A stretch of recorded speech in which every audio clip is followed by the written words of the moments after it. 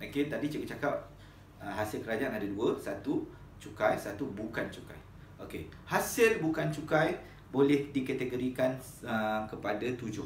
Pertama dipanggil sebagai bayaran denda dan penalti. Apa itu bayaran denda dan penalti? Contohnya kita salah parking, so kita kena saman. So apabila kita kena saman, itu dipanggil denda. Ataupun kita lambat bayar cukai, kita kenakan penalti. Penalti itu juga adalah pendapatan kepada kerajaan. Okey. Kedua, bayaran lesen dan permit. Okey. Contohnya kita perlukan lesen untuk memandu. So, lesen tersebut kita bayar kepada kerajaan sebenarnya. Okey, contoh lain ialah permit.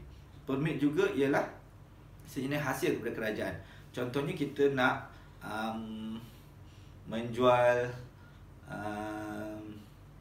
permit, contohnya dulu pemandu taksi perlu ada permit. Macam cikgu mengajar, perlu ada permit mengajar.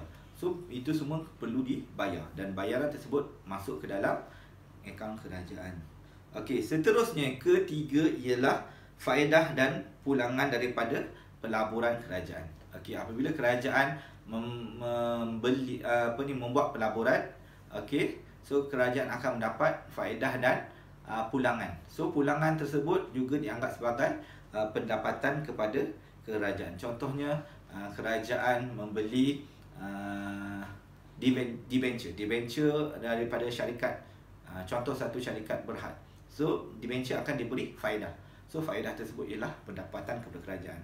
So contoh pulangan ialah kerajaan mendapat dividen daripada pemilikan saham sesebuah syarikat. Itu juga ialah pulangan daripada pelaburan kerajaan.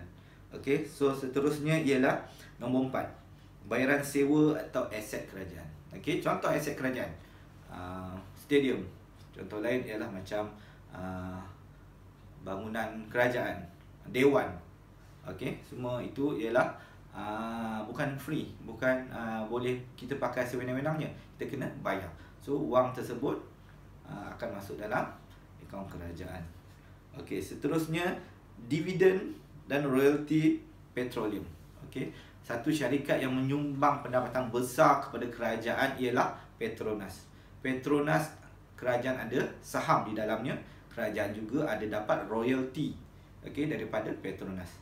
Okey, royalty daripada Petronas ini memberi pendapatan yang besar kepada kerajaan, dan kerajaan sangat berharap, okey, kerajaan dapat royalty untuk kegunaan perbelanjaan kerajaan. Okey. Jadi sekarang ni harga petroleum dah turun. So mungkin kemungkinan besar dengan ada dua faktor ni. Satu ialah harga petroleum dah turun di pasaran antarabangsa. Satu lagi ialah wabak COVID-19. So dua-dua ni memberi kesan yang besar kepada pendapatan negara sebenarnya. So dia akan menjejaskan, okey, secara langsung atau tak langsung kepada ekonomi negara. Okey. So sebelum ini memang kerajaan mengharapkan dividen daripada petroleum dan royalty, okey, daripada Petronas. Okey. Seterusnya, pemberian kepada kerajaan luar negara. Okey, ada beberapa kerajaan luar negara kadang-kala memberi sumbangan kepada negara kita disebabkan perkara-perkara tertentu. Contohnya negara kita mengalami tsunami. Jadi negara lain yang bersimpati mungkin akan memberi sumbangan kepada negara kita. So itu juga dianggap pendapatan, tapi ni kuantiti dia adalah sedikit lah. Okey, begitu juga dengan contohnya sekarang COVID-19. Okey, ada beberapa negara memberi sumbangan kepada negara kita. So itu juga dianggap sebagai pendapatan negara. Seterusnya, dividen daripada syarikat GLC. Okey. So syarikat-syarikat GLC bermaksud syarikat-syarikat Government Link Corporation. GLC bermaksud Government Link Corporation. So syarikat-syarikat ni akan mempunyai saham. Kerajaan mempunyai saham di dalam syarikat tersebut, dan kerajaan akan mendapat pulangan dalam bentuk Contoh syarikat GLC ialah macam TM, macam Maybank, macam syarikat tabung haji. Okey, so ini semua ialah syarikat-syarikat GLC. Okey. So itu adalah hasil bukan cukai.